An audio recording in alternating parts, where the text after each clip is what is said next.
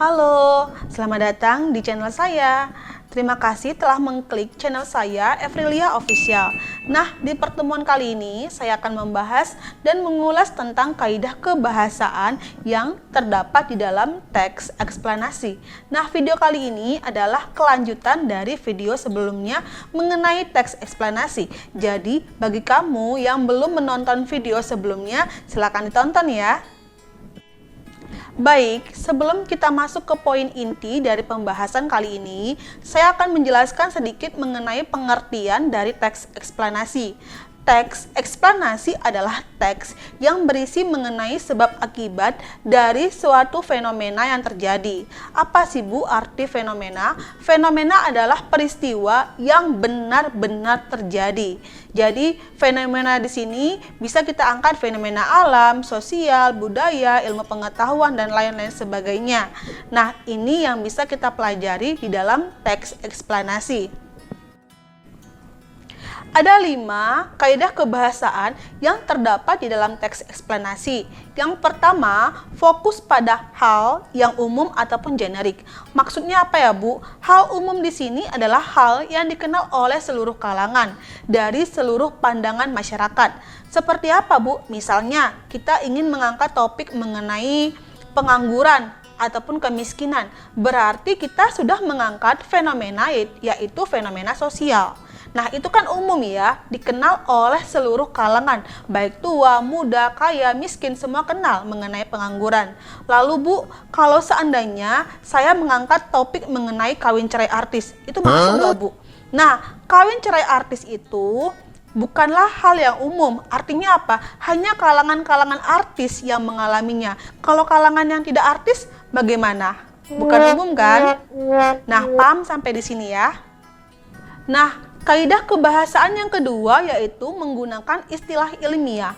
Istilah ilmiah artinya adalah istilah yang bersifat keilmuan. Contohnya seperti apa, Bu? Contohnya ya, saya ingin mengangkat sebuah teks eksplanasi yang berisi mengenai keilmuan ataupun sains. Judulnya Proses Terbentuknya Hujan. Di sana kita pasti menemukan istilah ilmiah. Seperti apa? Evaporasi. Atau dalam bahasa Inggrisnya evaporation. Artinya apa, Bu? Penguapan air.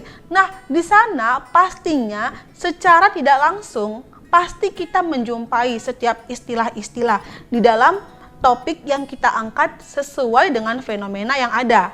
Paham maksudnya ya? Kaidah kebahasaan yang ketiga yaitu menggunakan konjungsi waktu dan kausalitas. Perlu kamu ketahui, ketika kita ingin membuat sebuah teks eksplanasi, maka kita akan menyelipkan konjungsi di dalamnya. Arti konjungsi apa, Bu? Konjungsi adalah kata penghubung. Konjungsi waktu yaitu sesudah, kemudian, lalu. Nah, itu contoh dari konjungsi waktu. Sedangkan konjungsi kausalitas adalah konjungsi ataupun kata penghubung yang berhubungan dengan sebab akibat. Contohnya seperti apa, Bu? Misalnya ya, karena, oleh karena itu, oleh sebab itu. Nah, itu contoh dari konjungsi kausalitas. Nah, yang keempat yaitu menggunakan verba material dan verba relasional.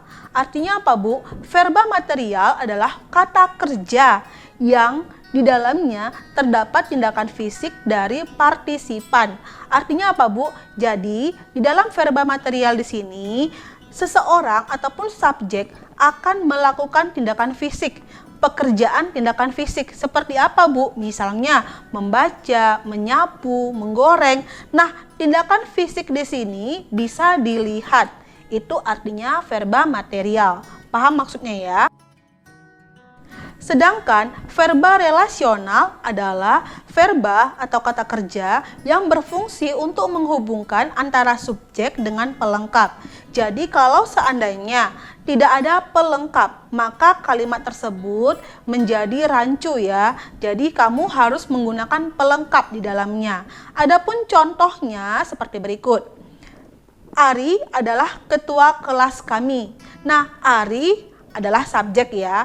Ketua kelas kami itu pelengkapnya. Paham ya?